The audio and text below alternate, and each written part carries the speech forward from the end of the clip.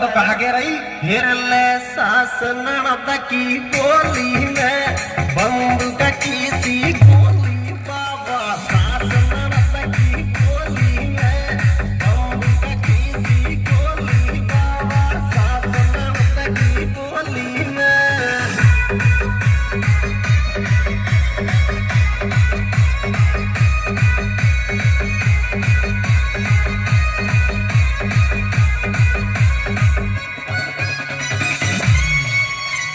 बांझन बांझन कहवे दुनिया